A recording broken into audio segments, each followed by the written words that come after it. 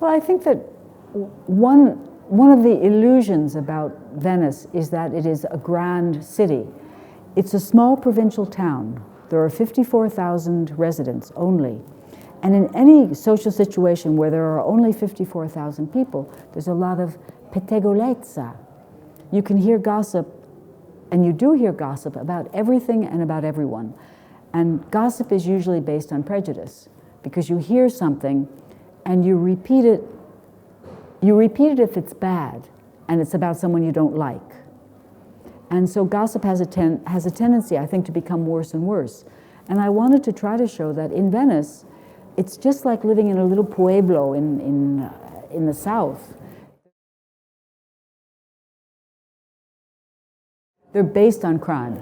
They're based on bad behavior, because you need something to propel the story in a novela negra.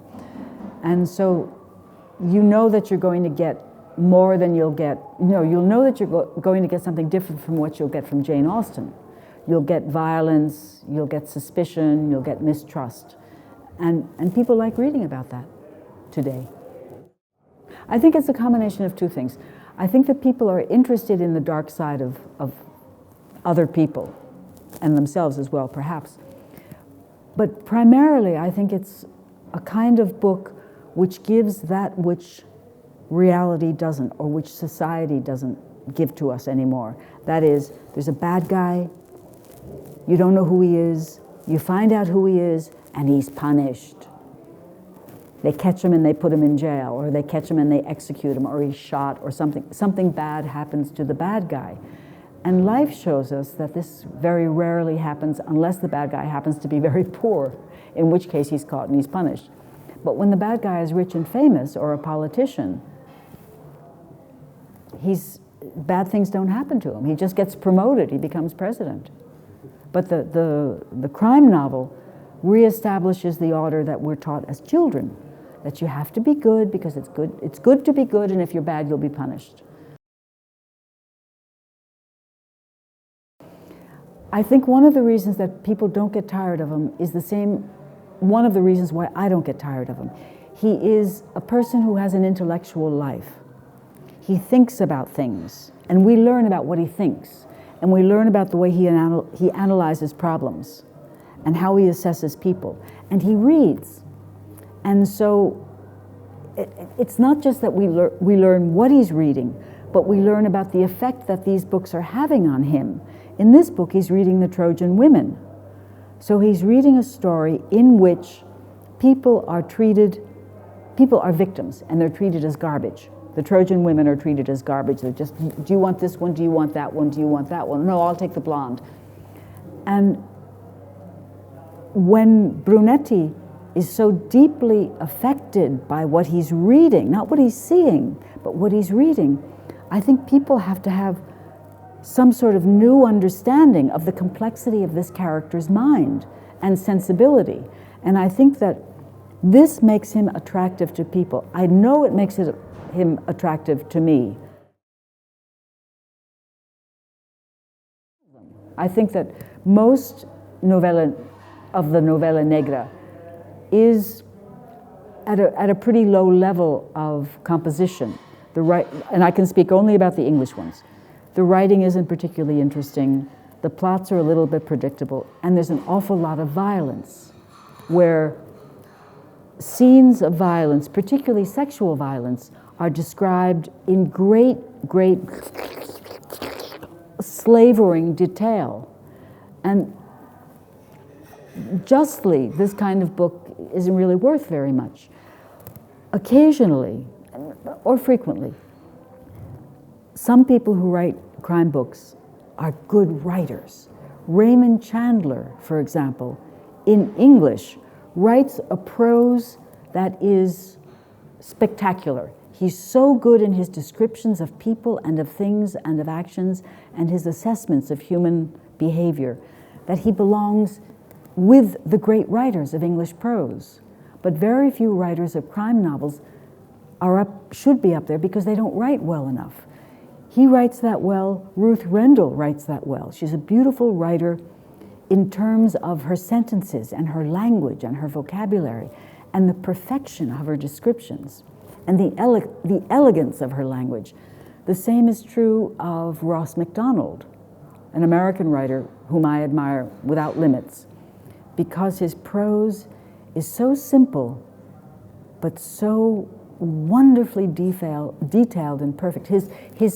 Every time I read a description that Ross MacDonald or Raymond Chandler gives of what somebody looks like, what a character in the novel, even a minor character, looks like, I am overcome by envy and jealousy, and I think, oh, I wish I could have thought of that, because they're so good. But most writers of mysteries aren't that good.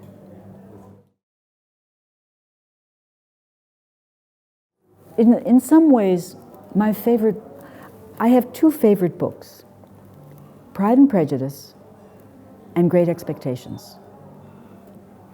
Pride and Prejudice is, everybody who writes a crime book should be made to read Pride and Prejudice, because in the opening chapter, in the crime book, Inspector Hartfield is taking his dog for a walk in the woods, and he sees a suspicious pile of leaves, and he goes and he looks at the leaves and he pushes them aside with his foot, and what does he discover but a human hand coming up from under the ground where somebody's been buried. It is impossible not to catch the attention of your reader when you have the twisted hand with the bones and the dried skin coming up. You've done that. You've grabbed the attention of the reader. In Pride and Prejudice, Mrs. Bennet, who has 4 unmarried daughters and a husband who has no sense of money, is in the village, and 2 young men are coming in their carriage. And she gossips and finds out that they are both very wealthy and not married. And so Mrs. Bennet realizes that there's 2 of them, and she could marry them to 2 of her daughters. So you have the twisted hand, which has to get the attention of someone, and this middle-class English woman in the 19th century worried about marrying her daughters. And yet Pride and Prejudice, with never a raised voice, with never an act of violence, no blood, grabs you and pulls you forward for 300 pages, because you're like this. Is Lizzie going to marry Mr. Darcy? And Mr. Bingley, will he fall in love with Anne? And the tension that one feels reading that book, it isn't this kind of violent tension, but you're so completely enveloped in the world of those people, and you know them so well that you, at the end of the book, when it all turns out well, you think, it's as if it happened to somebody in your family because you've come to love them. And that's a great writer. And she does it with nothing. And she does it through 6 books with nothing. And I think that's what separates them from us. That we can't do that. But she could, and did, and did, and did, and did. And the other is Great Expectations, where the opening scene is a bit of the bloody hand. The little boy is picked up and threatened by an obviously criminal person. And that's a real attention grabber. But then the book calms down, and for 300 or 400 pages, we learn about the education of a gentleman. And that too becomes, is he going to turn out right, or is he going to turn out wrong? And I find them, both of them, more thrilling than any crime book I've ever read, and books that I can go back to every 10 years or so and read again and see all over again.